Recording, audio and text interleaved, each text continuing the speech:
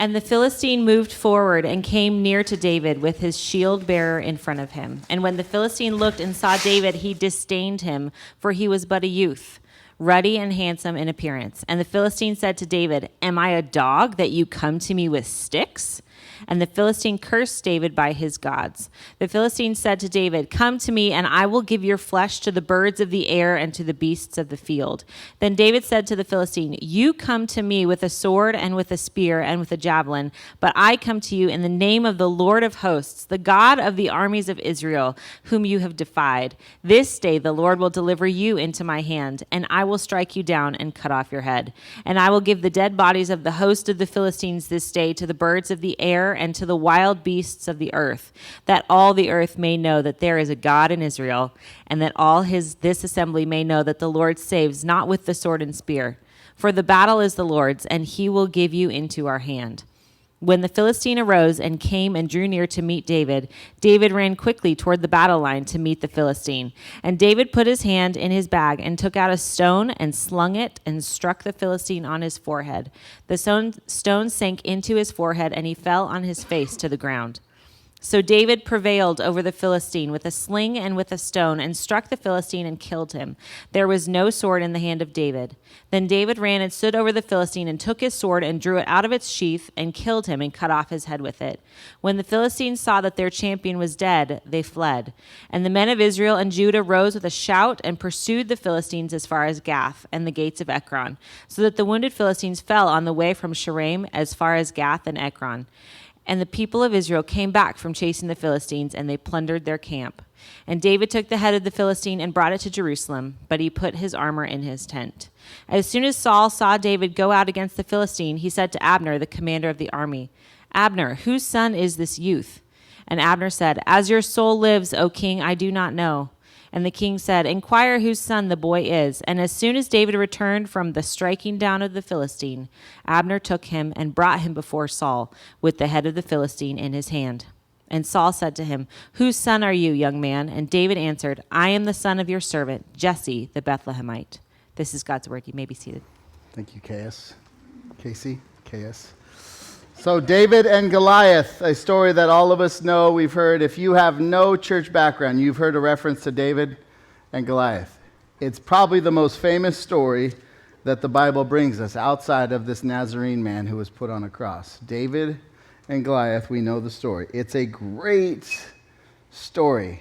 It's everything you want in an epic story. It's got good, it's got evil, it's got clear good, clear evil, this battle between these two people, David and Goliath. It reminds me of Top Gun. I saw Top Gun, great movie, and I hear all these people say, "Man, what made that movie so great?" And I think it's simplified. So many films these days, the good guy, the bad guy, everything's so muddied and great. It's like the bad guy's got some good qualities, and the good guy has all these sort of evil qualities. It's like Top Gun was like old school, good guy, Americans in a plane, bad guy, over there, we took him down. And David and Goliath brings us into a story like that, good versus evil. Now, here's what I've just been praying about. David and Goliath is a bigger story than just about David and Goliath. You could teach this to a kid and they'll love it. You could teach this in a church and it's a great story. It's got inspirational, motivational tips to leave with.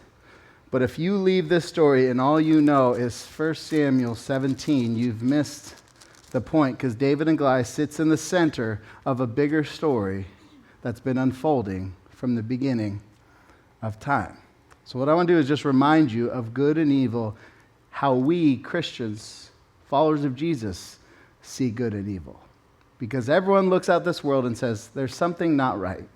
Everyone agrees on that. Whether you have no God desire in you whatsoever, or you're the most devout Christian, you've been walking with Jesus 100 years, we all look out and say, something is not right with this world. Here's what very few people, as we go out, agree on. Well, what is evil, and where did it come from? Then you start to get, you call that evil? That's not evil. Well, what is good? What is evil? Where did it start? How's it going to get fixed? That's what this book is telling us. It's God coming down to fix the problem of evil that we created. Genesis 1 and 2 is the beginning of the Bible. It is how God spoke into creation, all that is. And he looks out and he says, that is good, that is good, that is good, that is good. And then the pinnacle of his creation is a man and a woman named Adam and Eve. And he looks at them and he says, that's very good. That's the center of my creational masterpiece that I am painting. The main character in the story that I'm writing, Adam and Eve. Now just do me this one solid, Adam and Eve. Listen to me.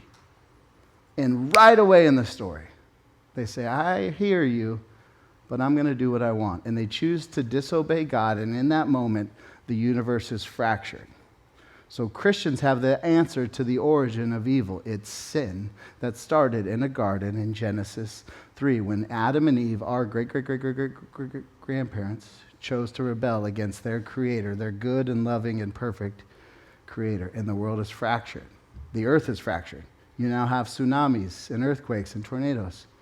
Our relationship with God is severed. Adam and Eve then run and hide from God, and now all of us are born into this world hiding from God by nature. My kids naturally have a shameful bent to them, and it's not because they're Watts and that's a Watt thing. That's a human thing. We all have this shameful disposition. And then there's strife between Adam and Eve. They immediately get in a fight. And now every human relationship, no matter how good, how perfectly you try to align the pieces between a man and a woman, or a father and a daughter, you bring them together and there will be strife because sin entered the world. And then more than that, our relationship with ourselves is broken. Everything is broken. Now what does God do?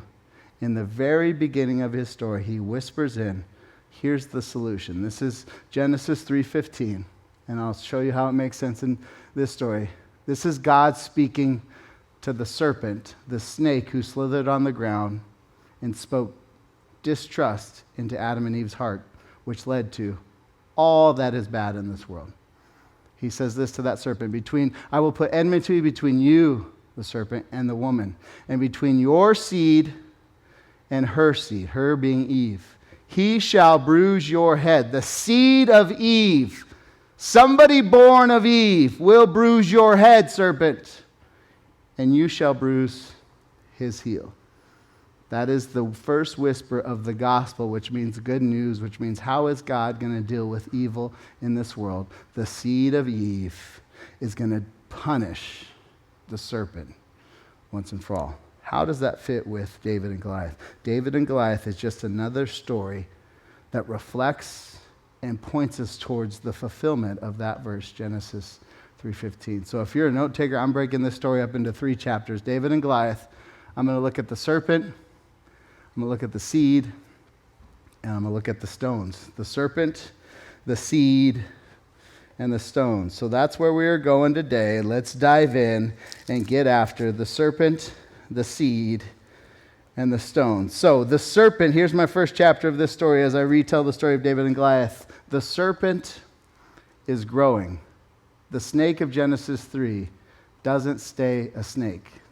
He grows and he morphs and he shows up in this story. Let's just go there. Chapter 17, verse 1 through 3. I want to set the stage for this very famous story and remind us of where these battle lines are being drawn. It says this, Now the Philistines gathered their armies for battle, and they were gathered at Socoh, which belongs to Judah, and encamped between Socoh and Ezekah and Ephes Dammim. And Saul, King Saul, and the men of Israel were gathered and encamped in the valley of Elah, and drew up in line of battle against the Philistines. And the Philistines stood on the mountain on the one side, and Israel stood on the mountain on the other side, with a valley between them. Pause right there. What is going on right now? The Philistines and the Israelites, the Jews, are standing on opposite sides of a valley, waiting to do battle. Where are they standing? They're on the western edge of Israel. What is God painting here? Israel once had no land. They were slaves in Egypt. And God says, I'm going to give you a land. Look, it's right here. I'm going to send you into this land. In the book of Judges, if you go back, you don't need to go there, is God sending his people into this land to drive out all those that don't worship Yahweh. Clear out this place, anyone who does not worship the one true God. And they go in and they do a halfway decent job. They halfway obey, which in God's economy is 100% disobedience. And now fast forward, they're in the land, and these Philistines are a constant reminder that they did not do what God asked. And it's a constant reminder for us that we live in this world where there is a thorn in our flesh that will not go away until he returns once and for all. And the Jews are here in this land, and they're standing up, doing battle with the Philistines. They started in the east. They kind of drove people out all the way to the west. As far as you cross Israel, they still have this thorn in the flesh, namely the Philistines. The serpent of Genesis 3 is still alive and active among the people of God. And in this story, the Philistines are the personification of the reality of evil in their world. But more than that, they've got a very scary enemy here. I want to read and just introduce us once again to the person of Goliath. This is Goliath of David and Goliath, verse 4 down through verse 10. Again, they're all standing on both sides. And there came out from the camp of the Philistines a champion named Goliath of Gath, whose height was 6 cubits and a span. He had a helmet of bronze on his head. He was armed with a coat of mail, and the weight of the coat was 5,000 shekels of bronze. And he had bronze armor on his legs, and a javelin of bronze slung between his shoulders. The shaft of his spear was like a weaver's beam, and his spear's head weighed 600 shekels of iron. And his shield bearer went before him. He stood and shouted to the ranks of Israel, "Why have you come out to draw up for battle? Am I not a Philistine, and are you not servants of Saul? Choose a man for yourselves and let him come down to me. If he is able to fight with me and kill me, then we will be your servants. But if I prevail against him and kill him, then you shall be our servants and serve us." Think Egypt 2.0. Verse 10, and the Philistine said, "I defy the ranks of Israel this day. Give me a man that we may fight together." The serpent is growing. Just the battle of David and Goliath, the famous part where we know where he beats him with a slingshot, happens 50 verses into this story. The author of this story wants us to build up and to enter into the anticipation of what would be this very quick little battle. And a lot of the anticipation has its focus on this person named Goliath of Gath. So he spends a lot of ink describing evil in the person of God. I just want to walk through a few. Here's the first, verse 4. And there came out from the camp of the Philistines a champion named Goliath. What is it's a weird word to throw in there. Champion in this context simply means the man who stands in between. You got Israel, the Philistines, and we've got the champion, the one brave enough, big enough, bold enough to stand in between to challenge those to step forward. The champion has stepped forward. Well, let's describe him. The rest of that verse says this, whose height was 6 cubits and a span. So none of us know what cubits are unless we're Jewish. Maybe then you don't even know. 9 feet, 9 inches tall is the description of Goliath. Some early manuscripts, you've heard of the Dead Sea Scrolls. Some say it comes out as 6 feet, 9 inches. So there's a little bit. Either way, he's tall. I mean, he's an NBA power forward or he's the tallest man ever. He's a tall man. 9 feet, 9 inches tall. I Googled, who's the tallest guy to ever live? And this is the world record that we know. A guy named William Roblo from Chicago. He only lived about 22 years of life, but he is 8 feet, 11 inches tall. And it says Goliath is 9 feet, 9 inches tall. So looking down on this man by almost a foot. And he steps out, Goliath, the Philistine. The serpent seems to be growing. But it's not just his height that we want to look at. Verse 5, let's read that. The author then says, look what he's wearing. He had a helmet of bronze on his head, and he was armed with a coat of mail, and the weight of the coat was 5,000 shekels of bronze. So 5,000 shekels, again, unless you're an expert in ancient literature, this is about 130 pounds of armor over him.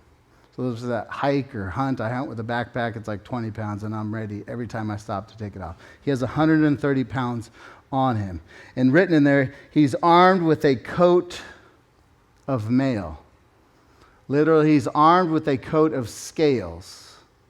So a giant, 9 feet, 9 inches tall, comes out wearing snake-like armor to stand before the people of God, looking down on them, ready to destroy them. The serpent seems to be growing, and the author wants us to look at him and look at him and see the size of evil now that faces his people, Israel. Let's keep reading. Verse 6, and the bronze armor on his legs and a javelin of bronze slung between his shoulders. I mean, he's just decked out. Verse 7, the shaft of his spear was like a weaver's beam, and his spear's head weighed 600 shekels of iron, and his shield bearer went before him. So even the tip of his spear, so the thing he would throw, the tip of it was about 16 pounds. So like a 15-pound weight is at the end of the thing that he's just going to chuck easily. Again, all these details are here because we want to look and see the evil one who is standing before the people of God. Some commentators and people that have researched think he had about 700 pounds worth of gear on him. So a 9 foot, 9 inch tall man carrying 700 pounds of gear, the champion, the one standing in between Israel and Philistine. This is who Goliath is. Verse 8, let's keep reading. He stood and shouted to the ranks of Israel, why have you come out to draw up for battle? Am I not a Philistine? Are you not servants of Saul? Choose a man for yourselves. Let him come down to me. If he's able to fight with me and kill me, then we will be your servants. But if I prevail against him and kill him, then you shall be our servants and serve us. Verse 10, and the Philistine said, I defy the ranks of Israel this day. Give me a man that we may fight together. It started as a snake not too long ago. And now Israel's facing a dragon-like man who's calling them out, ready to enslave them once again and take them back to the life that they thought they had left behind. Evil is growing, and it's still here. Now, what is going on with the leader that the people asked for to fix their life and make everything better? The president that's going to fix America once and all. What's that guy doing? Let's read verse 11 and just get a picture of Saul as the giant stands before. When Saul and all Israel heard these words of the Philistine, they were dismayed and greatly afraid. Do you remember how Saul's described? Always his height. Head and shoulders, head and shoulders, head and shoulders above the rest. He's the tallest Israelite there is. And now a 9 foot 9 inch giant comes, and Saul is terrified, dismayed, greatly afraid. Like, I don't know what's the most scary situation, the most unnerving situation, but like, picture that. Whether it's a health diagnosis, whether it's something with your kids, whether it's actually something in your life that you face, and they are facing evil and all that is wrong with this world, and they are scared to death, even the one that they chose that they thought would fix their problem. This is Goliath. Now let's keep reading verse 12 and just get a sense of what the other people are doing, down to verse 23. Now David was the son of an Epaphratite of Bethlehem in Judah named Jesse, who had 8 sons. In the days of Saul, the man was already old, talking about Jesse, and advanced in years. The 3 oldest sons of Jesse had followed Saul to the battle, and the names of his 3 sons who went to the battle were Eliab, we saw him last week, the firstborn. Next to him, Abinadab, and the third, Shammah. David was the youngest. The 3 eldest followed Saul, but David went back and forth from Saul to feed his father's sheep at Bethlehem. For 40 days the Philistines came forward and took a stand, morning and evening. And Jesse said to David his son, take for your brothers an ephah of this parched grain and these 10 loaves, and carry them quickly to the camp to your brothers. Also take these 10 cheeses to the commander of their 1,000. See if your brothers are well, and bring them some token. Verse 19. Now Saul and they and all the men of Israel in the valley of Elah fighting with the Philistines. And David rose early in the morning and left the sheep with the keeper and took the provisions and went as Jesse had commanded. And he came to the encampment as the host was going out to the battle and shouting the war cry. And Israel and the Philistines drew up for battle, army against army.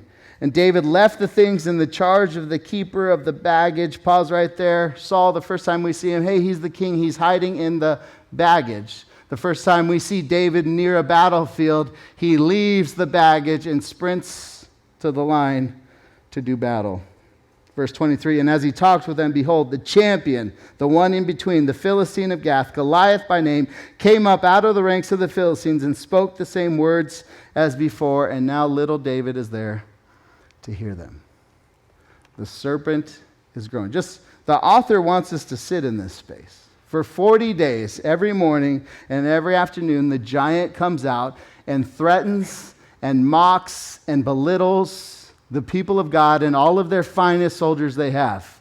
And then he goes to bed, and the next day he wakes up and he does it all over again for 40 days. What do you have to wait for 40 days for something bad in your life to resolve? Like, waiting is terrible, whether it's health news, like I'll know on Tuesday. Like for my wife and I and a lot of our friends and people in this church, it's, wanting to have a kid. And based off how God set it up, it's a month wait. And you hear a no, and then you got to wait another 30 days, and then a no. The people of God are waiting day after day, and there is no solution.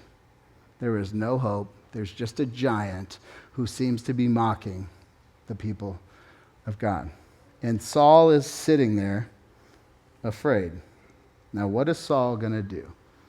Saul does what most cowardly kings do. How do I get someone else to fix this problem for me? Let's read verse 24 and 25. Now all the men of Israel, when they saw the man, fled from him and were very much afraid. And the men of Israel said, have you seen this man who has come up? Surely he has come up to defy Israel. Duh. And the king will enrich the man who kills him with great riches and will give him his daughter and make his father's house free in Israel. Pause right there. Saul's solution, I will offer my daughter, all the riches you want, and a tax-free existence in my kingdom. Like, dudes don't need much to do stupid stuff. My sons will jump off the roof for a lollipop. And you get older, and that doesn't change a ton. Like, you'll give me what? $20? Okay, I will drive my car into that thing. Done. And Saul says, I will give you a fine spouse, all the money you could ever imagine, and a tax. Everything you want for a good life in Israel is yours if you go defeat that man. And there is crickets. Why? Because the serpent is huge and scary. And God wants us to see, yeah, that's what happens when you open the door to sin in this world, is that's what we're facing. The serpent has grown, and there was no one around to fix this problem. Except there's this little shepherd boy who just heard Goliath's threat for the first time. And now David, who I'm going to call the seed of Eve, enters into this battle and takes us to our second chapter in this story. The seed now is forming. Let's read verse 26. And just see how David enters the scene. And David said to the men who stood by him, what shall be done for the man who kills this Philistine and takes away the reproach from Israel? For who is this uncircumcised Philistine that he should defy the armies of the living God? Stop right there. Those are the first words. Pay attention in Hebrew literature, the Old Testament, to people's first words. David didn't talk last week. He was just a cute little boy with pretty cheeks and pretty eyes who showed up.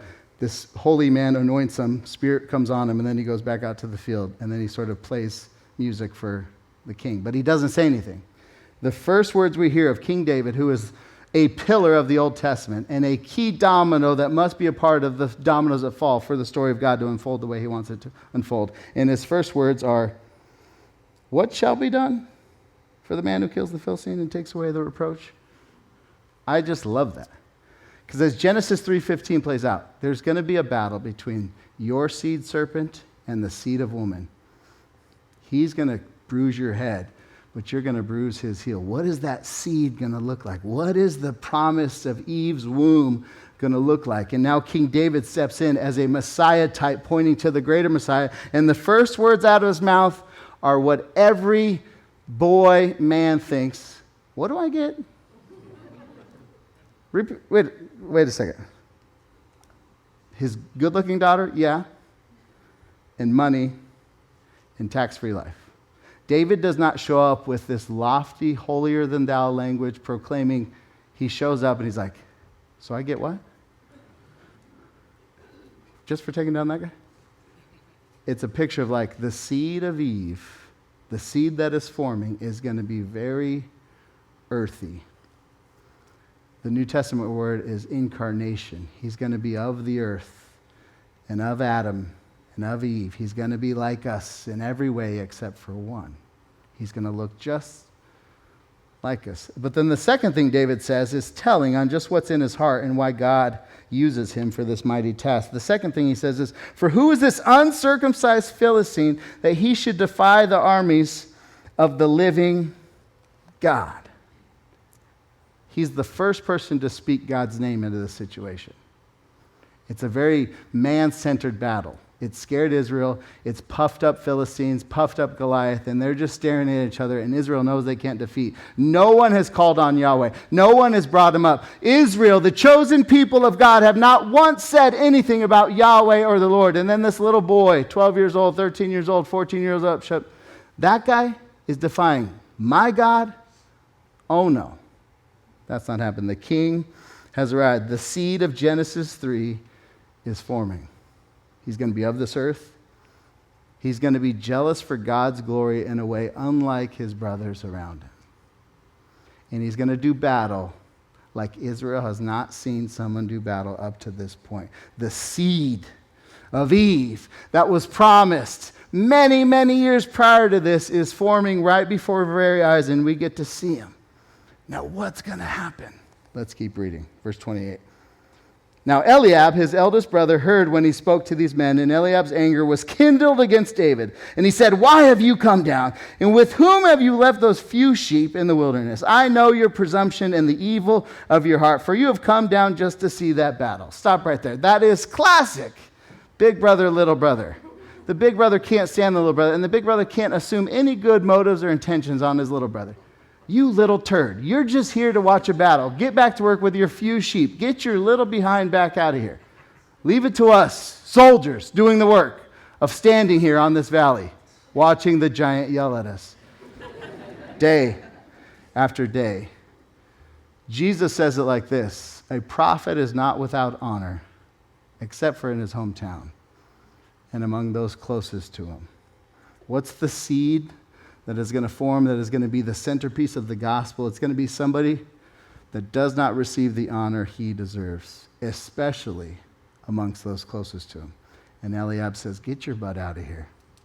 How does David respond? Like a typical eighth-born little brother. And David said, what have I done now? Was it not just a word?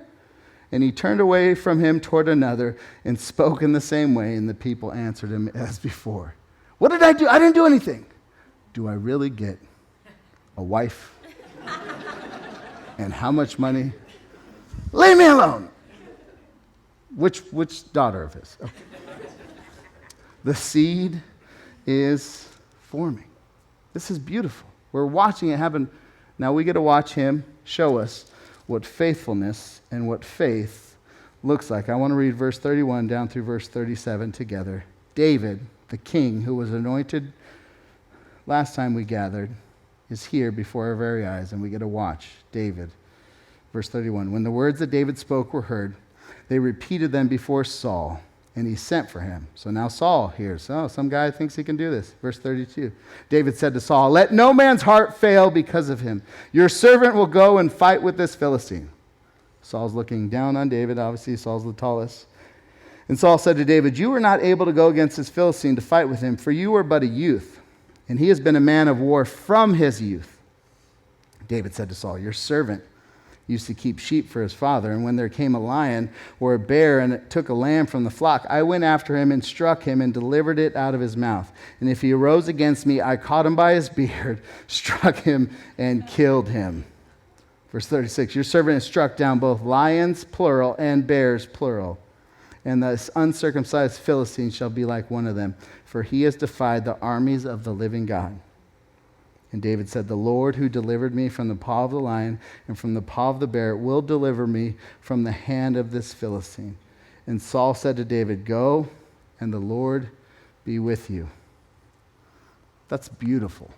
And I don't want to miss the simplicity in this story. What do we see in David? What does faith look like for David? Because here's a problem in our sort of church lane we run in. Is you may not, there's different lanes, yeah, denominations or whatever you want to call it. Redemption is this church that really thinks the Bible is important. It's the Word of God, and it's of utmost value. However, our desire to have good doctrine, good theology, and take the Bible serious, we can often lose the experiential nature of what faith is, simply a relationship with the living God, as David would say. David does not spout out theological hoopla.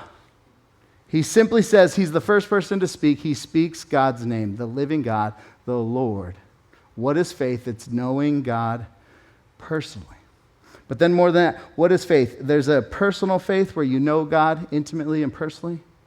But then there's also experiential faith. I've done this before. I've been in the field with God as my only help, and He's delivered me from bears and lions. Like, I'd rather fight a man, no matter how tall, than a bear. And David says, I've fought a few bears, and God's been with me. And I fought a few lions, and God's been with me. Like, great movie, The Remnant, Leonardo DiCaprio. It's the only movie I've seen where a man has to fight a bear, and it does not end well for him. And David's like, I've been in that world a few times. So what is faith for David? It's, I know God, the living God, the Lord, Yahweh, and He's been with me up to this point, and He will be with me even more as I step forward. Do you have that kind of faith? Not do you have the right theological answers to the theological questions that religious people are asking. When you leave here, do you personally, intimately know God, the creator of the universe, who is still living, is as living today as He was for David? The living God, do you know Him? That's faith. And then as you walk and have experienced life, are there moments you can look back to and say, He's been with me through a lot worse than this. This is terrible. But He's been faithful. The Lord has delivered me, and He will continue to deliver. Do you have that kind of faith? And some of you are like, The answer is not anxiety and go solve the solution. It's just confess. Romans says this, if you confess that Jesus is Lord and believe in your heart, you will be saved. That's it. Call Him by His name. He's the Lord. Believe it in your heart, and you will be saved. David had that experience. He had real faith, not just words of faith, actions of faith. James says faith without works is dead. And we watch the seed forming before us, and he has the words, but he also has the faith. And we get to see David now on display. And now, how does David do battle? Our final chapter of this story, he uses some stones. Last chapter is the stones are stacking. Before we get there, verse 38 through 40, something we all have to walk through is, but there's other options to solve all these problems before me. And David is presented with a pretty good option. Verse 38. So Saul's like, all right, you're going. And Saul clothed David with his armor. He put on a helmet of bronze on his head and clothed him with a coat of mail. He clothed him with a coat of scales, just like the evil one he's going to do battle with. There's a way to solve problems using the things of this world, and there's a way God wants us to do this. And Saul is placing on David the same that the enemy has before him. And David strapped his sword over his arm, and he tried in vain to go, for he had not tested them. Then David said to Saul, I cannot go with these, for I have not tested them. So David put them off. Then he took his staff in his hand and chose 5 smooth stones from the brook and put them in his shepherd's pouch. His sling was in his hand, and he approached the Philistines. I love it. The seed is here. I don't want what you're taking to this battle, Saul. He picks up 5 little stones and puts them in his pouch. He says, this is all I need. God's been faithful with far less. I'll take this. And he puts it in his pouch, and he's ready to go to battle. What battle? Genesis 3 would say this. You will put enmity, just a reminder, between you and the woman, and between your seed and her seed. He shall bruise your head, and you shall bruise your heel. The battle is about to begin. The people of God face their greatest enemy, and the solution is this boy who just put some rocks in his pockets. Now, verse 41. Now, these are guys involved, so just so you know, there's still some trash talk that has to happen. So for like the next 7 verses, they still don't get to it. It's like the high school boy, all the teachers in here, it's like the boys who never get to fight, and they just, I'm going to get you. I'm gonna. So that's what's happening here. Verse 41, and the Philistines moved forward and came to David with a shield bearer in front of him. And when the Philistine looked and saw David, he disdained him, for he was but a youth, ruddy and handsome in appearance. This cute little boy. Verse 43, and the Philistine said to David, am I a dog that you come to me with sticks? And the Philistine cursed David by his gods. Remember, in front of everyone. David's brothers are watching this. Verse 44, the Philistine said to David, come to me and I will give your flesh to the birds of the air and to the beasts of the field. Then David said to the Philistine, you come to me with a sword and with a spear and with a javelin, but I come to you in the name of the Lord of hosts, the God of the armies of Israel, whom you have defied. This day the Lord will deliver you into my hand, and I will strike you down and cut off your head. And I will give the dead bodies of the host of the Philistines this day to the birds of the air and to the wild beasts of the earth, that all the earth may know that there is a God in Israel, and that this assembly may know that the Lord saves, not with sword and spear, for the battle is the Lord's, and he will give you into our hand.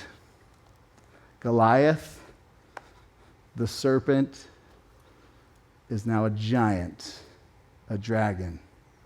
And David, the seed of Eve, the seed of Abraham, the seed of Jacob, who became Israel, the seed of Judah, who the Messiah was going to come from, is now here. And he has 5 rocks in his pocket as he faces the giant that everyone else is too afraid to step into the ring with. And now, how does this battle go down? Like I told you, it's a quick battle. The trash talk is over. Verse 48. Ding, ding, ding. Let the fight begin. When the Philistine arose and came and drew near to meet David, David ran quickly toward the battle line to meet the Philistine. I love that language. Sprinted to meet him in the center of the ring. Verse 49. And David put his hand in his bag and took out a stone and slung it and struck the Philistine on his forehead. The stone sank into his forehead and he fell on his face to the ground.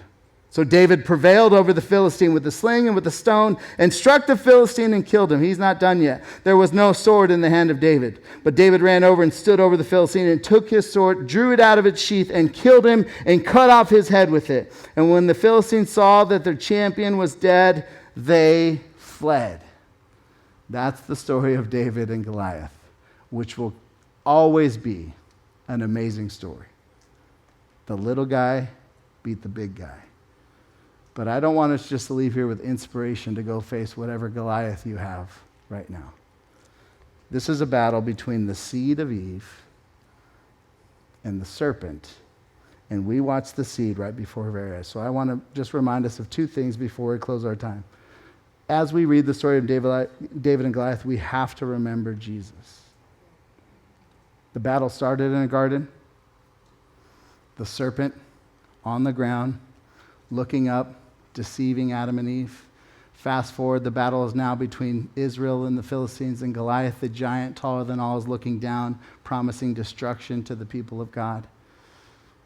But the problem is bigger than Goliath even. The problem is Satan is real, and he's active. And sin is real, and it's insidious, and it's parasitic, and it's cancerous, and it's everywhere. It's in me, it's in you, it's everywhere. Sin is in this world. And because of sin, death now reigns ultimately. So we don't need a giant to be taken down. We need something more. We need Satan, sin, and death to be defeated. So when we read Genesis 3:15 about the seed of Eve that's going to crush the head of the serpent, whatever that means. What are they talking about? In David, we get a very black and white 2D picture of half of the gospel. We see David defeat evil, but nothing happens to David in this story. Part of the promise of Genesis 3:15 is you will bruise his head, but he's going to bruise your heel. And David walks away from this without any scratches. The gospel of Jesus Christ is that God must put on flesh and come down to earth and leave this world scathed, bruised. We come to find out in the New Testament, crucified. Saul had weapons and armory and 700 pounds of gear. David had 5 stones. Jesus Christ, our Savior, had none of that. He did not pick up a sword. He did not pick up a weapon. His weapon was love. And he went to a cross. And he was killed by the people he created. And one of his best friends, Peter, who wrote part of the New Testament, says this about his Savior. When he was reviled, he did not revile in return. He suffered, he did not threaten back, but he kept entrusting himself to him, his Father, who judges justly. And he, Jesus himself, bore our sins in his body on a tree so that we might die to sin and live to righteousness. By his wounds we are healed. By the death of Goliath we are inspired, but we are not healed. By the death of Jesus Christ we are healed. And that is the only way we fix the problems in this world. Satan, sin, and death. You go look for a solution and you will find nothing. You find it here in the scriptures. Jesus Christ. By his wounds we are healed. Do not leave here and not know that the story of David and Goliath is about Jesus Christ, even if you don't trust him yet. It's about Jesus, the ultimate warrior who did not pick up a stone, but took up a cross. But more than that, I want us to leave here a little more courageous. Second thing is I don't want to miss David. Jesus is the best story. The gospel is the best story. But the story of David is a great story. It's a story about what faith looks like. You know God personally. I know Jesus Christ. Why? Because he came after me when I was a sinful 18-year-old kid, and he grabbed me and he's held on to me ever since. I know Christ. Some of you know Christ. That's faith. And more than that, you now walk with him, and you have moments in your life you can look back to and say, he's been faithful. He's been faithful. He's been faithful. Just like David. But in this story, here's what I love about David. There is a stone that he took out of the head of Goliath and probably put back in his pocket. And then he went about his life. And the next time he had something to face, he didn't just have stories of bears and lions. He had the stone of remembrance of what God did with Goliath that no one saw coming. That is what faith looks like. Is this world is scary. If you don't think it is, you've got your head in the sand, or if you got too much money, then you know what to do with, because you're comfortable in a way that's not reality. But it's scary. And death is everywhere, and sin is everywhere, and corruption and disruption, it's everywhere. And we as Christians are not called to sit in our houses and just be scared. We're called to walk out into our homes and lead our families, and into our neighborhoods and love our neighbors, into Jesus, and into our jobs and our vocations and love this city as best we can. How do we do that? We pick up stones and we say, God, this is scary, but you will deliver. David says it this way: the battle is the Lord's. He will give the victory. Don't miss David. Some of us need more courage. All of us need more courage. Some of us need very specific moments of courage, and we see it in David. We stand on the foundation of Jesus and the gospel, but we want to walk forward by faith like David. Amen? Let's pray together.